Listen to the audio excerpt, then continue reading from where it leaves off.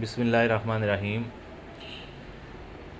ایک مرتبہ کا ذکر ہے کہ ایک ملک کا بادشاہ بہت ظالم تھا۔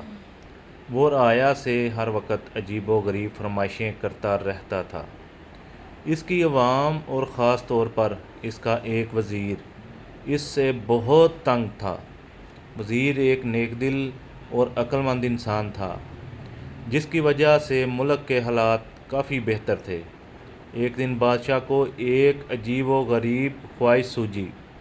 اس نے اپنے وزیر کو حکم دیا کہ مجھے ایک ایسا محل بنا کر دو جس کی تعمیر اوپر سے نیچے کی طرف کی جائے، اور اگر وزیر 10 دن کے اندر یہ کام شروع نہ کر سکے تو اس کا سر قلم کر دیا جائے۔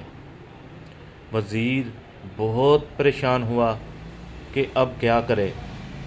بہرحال جب وہ اپنے گھر پہنچا تو اس نے اپنی بیوی کو سارا قصہ سنایا۔ بیوی نے مشورہ دیا کہ تم اللہ سے مدد طلب کرو۔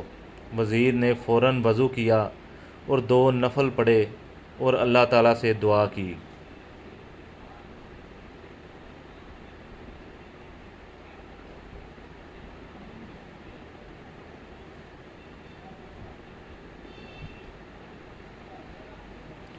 دعا کرتے کرتے وزیر کو نیند آ گئی۔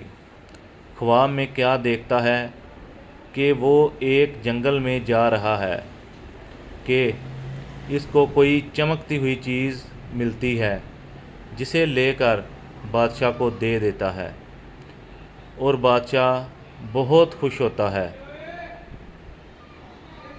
صبح وزیر نے اپنی بیوی کو سارا خواب سنایا تو بیوی نے فوراً کہا کہ جنگل کی طرف جاؤ، وہاں سے تمہیں مدد ملے گی۔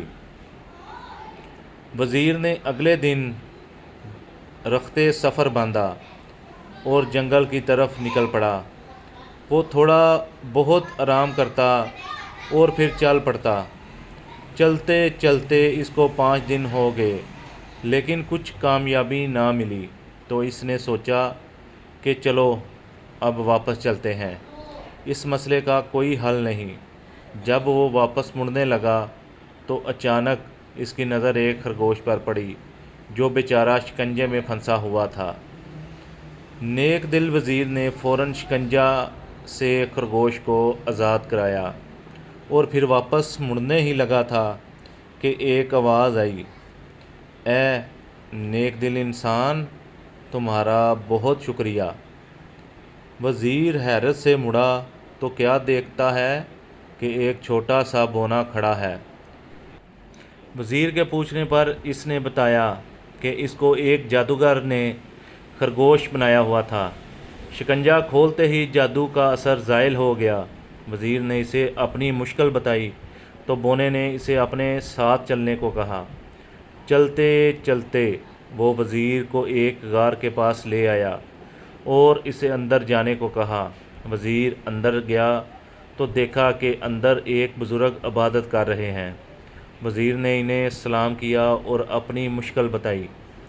بزرگ مسکرائے اور کہا، بیٹا کوئی مسئلہ نہیں، اور ساتھ ہی وزیر کو ایک طوطا دیا کہ اس کو اپنے ساتھ لے جاؤ، یہ تمہاری مدد کرے گا۔